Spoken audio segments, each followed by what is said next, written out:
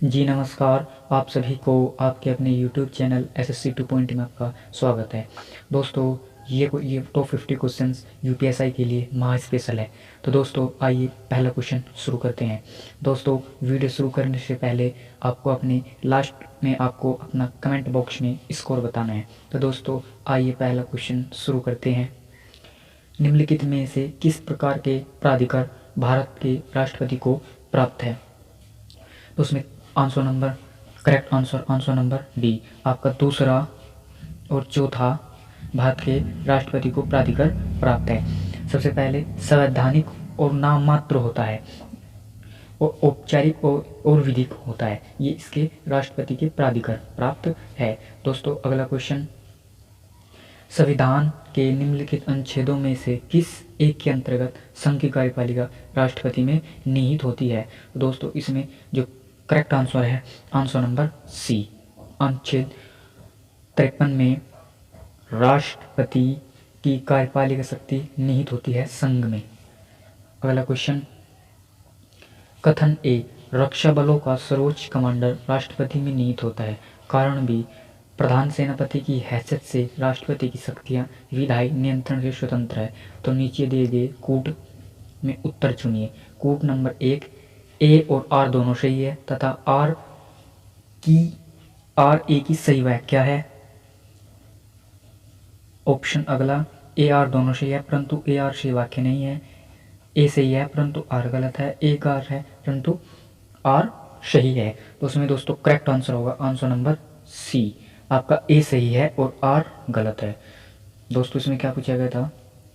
रक्षा बलों का सर्वोच्च कमांडर राष्ट्रपति में निहित होता है। तो ए आर सही है।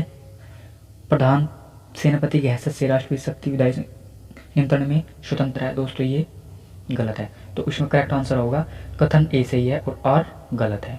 अगला क्वेश्चन, निम्नलिखित भारतीय संविधान भारत के राष्ट्रपति को अधिकार नहीं देता। भारतीय संविधान भारत के राष्ट्रपति को अधिकार नहीं देता। तो दोस्तों इसमें करेक्ट आंसर है आंसर नंबर बी, राज्यों के मुख्यमंत्री की नियुक्ति। यानी भारत का जो संविधान है ये कहता है कि भारत के राष्ट्रपति को राज्यों के मुख्यमंत्री नियुक्ति करने का अधिकार नहीं है, ये प्रधानमंत्री की नियुक्ति कर सकता है, रक्षा बलों का सर्वोच्च कमांडर होने का भी और देश के किसी भाग में आपातकालीन स्थिति लगाने का भी। दोस्तों अगला क्वेश्चन, नीचे दो व्यक्त किए गए हैं। कथन ए, कारण आर, तो राष्ट्रपति संसद का भाग है। कारण संसद के दोनों सदनों द्वारा पारित विधेयक बिना राष्ट्रपति की स्वीकृति के कानून नहीं बना सकता। तो दोस्तों इसमें करेक्ट है आंसर नंबर ए और आर दोनों सही है। आर ए की व्याख्या करता है। दोस्तों हमें पता है ए और आर तो है दोनों सही, पर दोस्तों आगे भी देखना है आर ए की व्याख्या कर रहा है, यानी जो आर है ये ए की क्या करता है? व्याख्या करता है। अगला क्वेश्चन, भारत के संविधान की शक्ति के बारे में निम्नांकित में कौन सा सही नहीं है? तो दोस्तों इसमें करेक्ट आंसर है आंसर नंबर ए, राष्ट्रपति को सर्वोच्च न्यायालय के परामर्श को स्वीकार करना चाहिए। अगला क्वेश्चन, नीचे दो व्यक्त किए गए संघ की कार्यपालिका राष्ट्रपति में निहित होती है। कथन कार्यपालिक शक्ति राज्य सरकार व्यय चलाने से संबंधित है। तो दोस्तों इसमें आपको आंसर बताना है, आंसर ए बी। तो इसमें करेक्ट आंसर रहेगा आंसर नंबर बी, ए और दोनों सही है परंतु आर ए की व्याख्या नहीं करता। दोनों तो ये सही है, दोनों तो ये सही है परंतु ये क्या करता है कि जो आर है वो ए की व्याख्या नहीं करता, जो ये आर है ये इसकी। अगला क्वेश्चन, आपात में किस राज्य विधानसभा की अवधि बढ़ाई जा सकती है? मतलब आपात में किस राज्य विधानसभा की अवधि बढ़ाई जा सकती है? राष्ट्रपति द्वारा या संसद द्वारा या राज्य के राज्यपाल द्वारा या राज्य की विधानमंडल द्वारा। तो दोस्तों इसमें करेक्ट आंसर है आंसर नंबर बी, संसद द्वारा बढ़ाई जा सकती है। अगला क्वेश्चन, राष्ट्रपति के निर्वाचन में राज्य का मुख्यमंत्री मतदान करने के लिए पात्र नहीं होता। तो इसमें आंसर ए, वह स्वयं प्रत्याशी होता है, उसे राज्य विधानमंडल के निचले सदन में अपना बहुमत सिद्ध करना शेष हो ऑप्शन नंबर सी, वह राज्य विधानमंडल में उच्च सदन का सदस्य हो, वह राज्य विधानमंडल में निम्न सदन का सदस्य हो। तो दोस्तों इसमें करेक्ट आंसर होगा आंसर नंबर सी, वह राज्य विधानमंडल में उच्च सदन का सदस्य हो। अगला क्वेश्चन, भारत में राष्ट्रपति के चुनाव के लिए चुनाव मंडल के सदस्य होते हैं। तो दोस्तों ये मोस्ट इंपॉर्टेंट क्वेश्चन है। क्या कहता है कि भारत में राष्ट्रपति चुनाव के लिए चुनाव मंडल में जो सदस्य होते हैं, तो दोस्तों इसमें करेक्ट आंसर है आंसर नंबर सी, लोकसभा के चुने सदस्य भी, राज्यसभा के चुने सदस्य भी, राज्य विधानसभा के चुने सदस्य, राज्य विधान परिषद के चुने सदस्य, ये नहीं होने की। राज्य विधानसभा के चुने जाएंगे, राज्यसभा के चुने जाएंगे और राज्य लोकसभा के चुने जाएंगे। अगला क्वेश्चन, राष्ट्रपति और उपराष्ट्रपति की अनुपस्थिति में कौन राष्ट्रपति का कार्यभार करेगा? अगर राष्ट्रपति ना हो अपने पद पर और उपराष्ट्रपति भी ना हो अपने पद पर, तो उसमें रहेगा सर्वोच्च न्यायालय का मुख्य न्यायाधीश। अगला क्वेश्चन, भारतीय राष्ट्रपति के विषय में निम्नलिखित कथनों पर विचार कीजिए। पहला, उसे भारत का नागरिक होना चाहिए, बिल्कुल राइट। उसे 45 वर्ष की पूरी उम्र कर लेनी चाहिए, ये क्वेश्चन गलत है। इसमें भारत के राष्ट्रपति को 35 वर्ष चाहिए। अगला, उसे संसद का सदस्य निर्वाचित होने की योग्यता रखनी चाहिए, ये करेक्ट है, ये गलत है, ये करेक्ट है। तो आंसर पहला और तीसरा आंसर नंबर डी।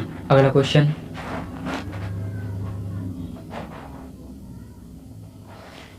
अगर भारत के राष्ट्रपति के चुनाव में कोई भी विवाद है तो उस विवाद को सौंपा जा सकता है। ऑप्शन नंबर ए, भारत के महाधिवक्ता को, ऑप्शन नंबर बी, भारत की संसद को, ऑप्शन नंबर सी आपके ऑप्शन नंबर सी भारत के सर्वोच्च न्यायालय, ऑप्शन नंबर डी इनमें से कोई नहीं। तो दोस्तों इसमें करेक्ट आंसर होगा आंसर नंबर सी, भारत के सर्वोच्च न्यायालय में। अगला क्वेश्चन, राष्ट्रपति के उम्मीदवार के लिए क्या आवश्यक नहीं है? तो इसमें करेक्ट आंसर होगा आंसर नंबर बी, पढ़ा लिखा हो, 35 वर्ष की आयु हो और देश का नागरिक भी हो। अगला क्वेश्चन, एक सांसद अथवा विधान सभा का सदस्य राष्ट्रपति निर्वाचित हो सकता है, परंतु एक बार सुनिए, एक सांसद है और अथवा कोई विधानसभा का सदस्य राष्ट्रपति निर्वाचित हो सकता है। ये नहीं कह रहा कि अगर कोई विधानसभा का सदस्य है या फिर सांसद है, क्या वो राष्ट्रपति निर्वाचित हो सकता है? तो दोस्तों इसमें आपको आंसर करेक्ट बताना है, तो आंसर नंबर सी, निर्वाचित होने के तुरंत उपरांत सदस्य छोड़नी पड़ेगी। इसमें करेक्ट आंसर है आंसर नंबर सी। अगला क्वेश्चन, भारत के राष्ट्रपति चुने जाते हैं, option A, option B, option C, option D. तो दोस्तों इसमें करेक्ट आंसर होगा आंसर नंबर डी। सॉरी दोस्तों, इसमें करेक्ट आंसर होगा answer number D, Rajya Sabha, Lok Sabha और विधानसभा के सदस्य निर्वाचित सदस्यों द्वारा। अगला क्वेश्चन मोस्ट टाइम पे क्वेश्चन है दोस्तों, ये क्वेश्चन IAS 1997 का पूछा हुआ क्वेश्चन है।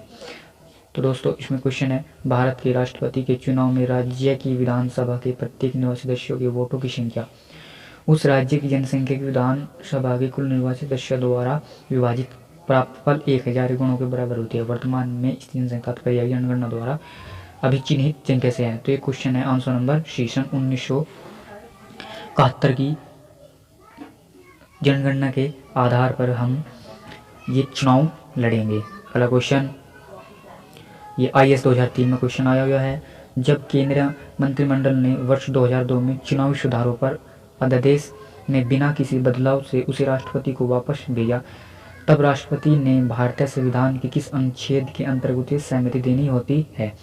तो दोस्तों इसमें करेक्ट आंसर है आंसर नंबर सी, अनुच्छेद 123। अगला क्वेश्चन, यदि भारत के राष्ट्रपति का पद रिक्त हो जाए और कोई उपराष्ट्रपति भी न हो तो निम्न कार्यवाहक के रूप में होगा। तो दोस्तों इसमें करेक्ट आंसर होगा आंसर नंबर डी, भारत का मुख्य न्यायाधीश। दोस्तों ये PCS मेंस 2005 का क्वेश्चन है। अगला क्वेश्चन, भारत के राष्ट्रपति से संबंधित निम्नलिखित कथनों में कौन सा एक सही नहीं है? कौन सा इसमें सही नहीं है? वह संसद का एक संगठक है, ये भी सही है। वह दोनों सदनों में चर्चा में भाग ले सकता है, तो ये दोनों सदनों की चर्चा में भाग नहीं ले सकता। वह प्रत्येक वर्ष दोनों सदनों की संयुक्त संबोधित कर सकता है, ये भी करेक्ट है। वह किन्हीं दो परिस्थितियों में अध्यादेश जारी कर सकता है, ये भी करेक्ट है। दोस्तों, अध्यादेश जारी करने की शक्ति अनुच्छेद 123 के अंतर्गत आती है। अगला क्वेश्चन, भारत में राष्ट्रपति का चुनाव किया जाता है प्रत्यक्ष द्वारा, option A, option B, option C. तो दोस्तों इसमें करेक्ट आंसर होगा आंसर नंबर बी, एकल संक्रमण मत प्रणाली द्वारा। जैसे एकल संक्रमण मत प्रणाली होती है ए, बी, सी और डी। मानो ये 4 कैंडिडेट है, इन चारों में जिसका बहुमत यानी 1251 से कम होगा उसे इसे इसके पास देगा, उसे इसके पास देगा, उसे इसके पास देगा। फिर इन दोनों में जो टक्कर होगी, जिसका बहुमत 1251 को पार कर जाएगा वही राष्ट्रपति होगा। यह है एकल संक्रमण मत प्रणाली। अगला क्वेश्चन, भारतीय संविधान के किस अनुच्छेद के अंतर्गत भारत सरकार का दायित्व है कि वह बाह्य आक्रमण, आंतरिक आक्रमण, अशांति में राज्यों की रक्षा करे? तो दोस्तों इसमें करेक्ट आंसर है आंसर नंबर सी, 352 अनुच्छेद के अंतर्गत। अगला क्वेश्चन, आपातकाल की घोषणा को स्वीकृति हेतु संसद के समक्ष जाना आवश्यक है 1 माह के अंतर्गत, 2 माह के अंतर्गत, 6 माह के अंतर्गत, 1 वर्ष के अंतर्गत? तो दोस्तों ये क्वेश्चन यूपीएससी का पूछा हुआ क्वेश्चन है। तो दोस्तों इसमें करेक्ट आंसर होगा आंसर नंबर ए, 1 माह के अंदर जाना। आपातकाल अगर की घोषणा कर दी गई है तो संसद में 1 माह के अंदर जाना ही आवश्यक है। अगला क्वेश्चन, भारत में वित्तीय आपात की घोषणा आज तक कितनी बार हुई? तो भारत में वित्तीय आपात की जो घोषणा हुई वो आंसर नंबर डी, अभी तक भारत में वित्तीय आपात की घोषणा नहीं की गई। अगला क्वेश्चन, निम्नलिखित में से राष्ट्रपति किसकी नियुक्ति करता है? तो उसमें करेक्ट आंसर होगा राज्य के राज्यपाल की, भारत के महान्यायाधीश, नियंत्रण मामले परीक्षक की। तो उसमें करेक्ट आंसर होगा आंसर नंबर डी, 25 का डी। अगला क्वेश्चन, भारत 5 वर्ष तक अपने पद धारण करता है अपने निर्वाचित तारीख से, संसदवानी तिथि से, अपने पद ग्रहण के दिन से, निर्वाचन आयोग द्वारा घोषित से। तो उसमें दोस्तों करेक्ट आंसर होगा आंसर नंबर सी। अगला क्वेश्चन, भारत के राष्ट्रपति को यह अधिकार प्राप्त नहीं है कि वह अक्षमदान करे, अधिकार प्राप्त है। वह सर्वोच्च न्यायालय के न्यायाधीश को हटा सकता है, अध्यादेश जारी कर सकता है, ये भी अधिकार प्राप्त है। उद्घोषणा कर सकता है आपात की, ये भी अधिकार प्राप्त है। परंतु इसमें जो करेक्ट आंसर है आंसर नंबर बी, ये अधिकार प्राप्त नहीं है। अगला क्वेश्चन,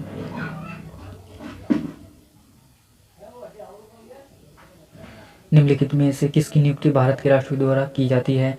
तो दोस्तों इसमें जो करेक्ट आंसर होगा आंसर नंबर सी, विधायक के अध्यक्ष की नियुक्ति और संघ राज्य क्षेत्र के मुख्यमंत्री की नियुक्ति। दोस्तों जो योजना आयोग का जो उपाध्यक्ष होता है राष्ट्रपति इसकी नियुक्ति नहीं करता है। अगला क्वेश्चन,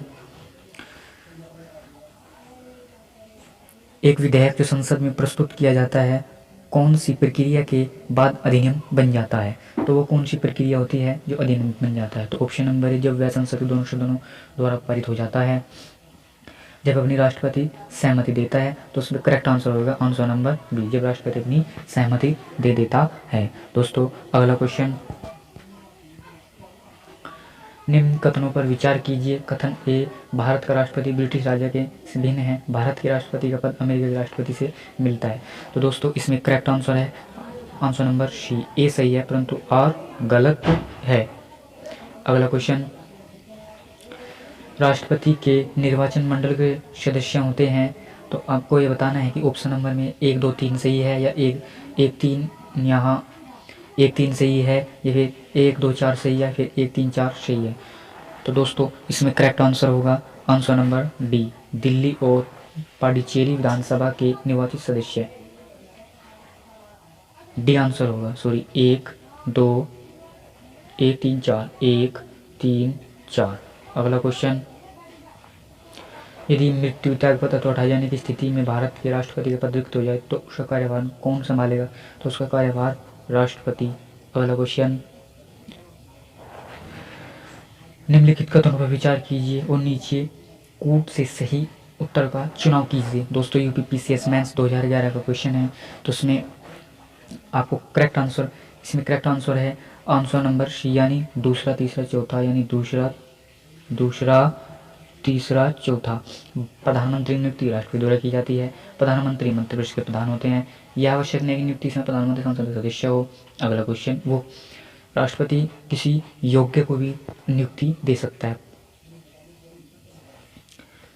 अगला, भारत का राष्ट्रपति आपात की घोषणा कर सकता है यदि खतरा है बाह्य आक्रमण का, अशांति का, सशस्त्र विद्रोह का। तो इसमें जो करेक्ट आंसर रहेगा आंसर नंबर पहला और आंसर नंबर, दोस्तों ये क्वेश्चन थोड़ा दोबारा पढ़िए। भारत का राष्ट्रपति आपातकाल की घोषणा कर सकता है। तो भारत का जो राष्ट्रपति कर सकता है, पहला क्वेश्चन बाह्य आक्रमण, दूसरा आंतरिक अशांति, सशस्त्र विद्रोह और सांप्रदायिक। तो उसमें करेक्ट आंसर रहेगा आंसर नंबर डी, यानी पहला और तीसरा। अगला क्वेश्चन, भारतीय राष्ट्रपति के किस अनुच्छेद के तहत राष्ट्रपति महाभियोग लगाया जा सकता है। दोस्तों ये क्वेश्चन आपको कमेंट बॉक्स में लिखना है। अगला क्वेश्चन, लोकसभा और राज्यसभा की संयुक्त बैठकें किसके द्वारा आहूत की जाती है। तो दोस्तों ये क्वेश्चन आंसर नंबर ए, अनुच्छेद 108 के तहत। अगला क्वेश्चन,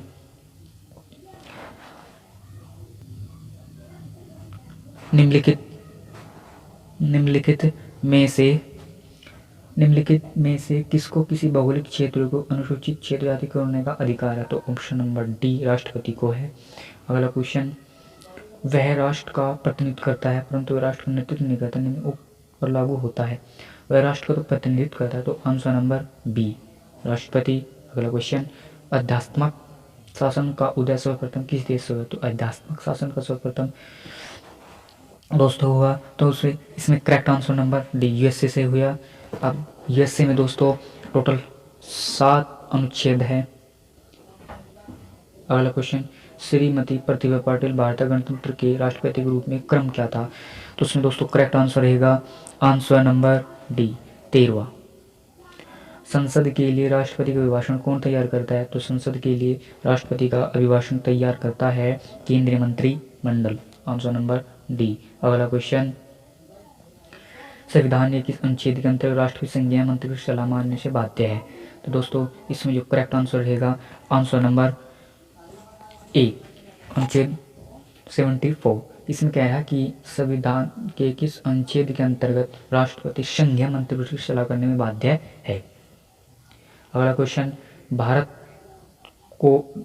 राष्ट्रपति को लोकसभा के किन 2 सदस्यों को मनोनीत करने का अधिकार है। तो दोस्तों इसमें करेक्ट आंसर है आंसर नंबर बी। अगला क्वेश्चन, अध्यादेश जारी करने का अधिकार राष्ट्रपति का कौन सा अधिकार है। एक विधायी है, एक न्यायिक है, व्यक्तिगत प्रशासनिक है। दोस्तों ये IAS 1991 में क्वेश्चन पूछा गया है। तो दोस्तों इसमें करेक्ट आंसर है आंसर नंबर ए, यह एक विधायी शक्ति है। अगला क्वेश्चन, भारत के राष्ट्रपति के पास कौन कौन सी वीटो शक्तियाँ हैं। तो भारत के राष्ट्रपति के साथ पूर्ण वीटो भी है, पॉकेट वीटो भी है, विलंबितकारी वीटो भी है। तो इसमें करेक्ट आंसर है आंसर नंबर डी। अगला क्वेश्चन, किन किन परिस्थितियों में राष्ट्रपति का संयुक्त अधिवेशन आहूत कर सकता है। तो क्वेश्चन, तो दोस्तों एक सदन द्वारा पारित विधेयक को दूसरे सदन का रद्द कर देना, एक सदन द्वारा विधेयक में प्रस्तावित संशोधन दूसरे सदन में स्वीकार न किया जाना, एक सदन विधेयक में 6 माह पूर्व कार्रवाई न करना।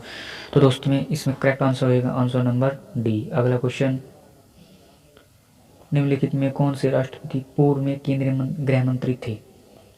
तो इसमें जो करेक्ट आंसर रहेगा आंसर नंबर बी, ज्ञानी जैल सिंह। अगला क्वेश्चन, राष्ट्रपति द्वारा जारी अध्यादेश संसद का अधिवेशन आरंभ होने कितने दिन तक अधिक से अधिक एक बार में प्रभावी रह सकता है। तो दोस्तों इसमें करेक्ट आंसर है आंसर नंबर बी।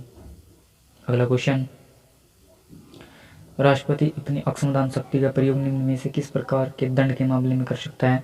तो दोस्तों इसमें करेक्ट आंसर रहेगा आंसर नंबर डी, उपरोक्त मृत्युदंड, सैनिक अदालत द्वारा दिए गए दंड और ऐसे मामले में दिए गए दंड जो संघीय कार्यपालिका क्षेत्र के अंतर्गत आते हैं। दोस्तों अगला क्वेश्चन,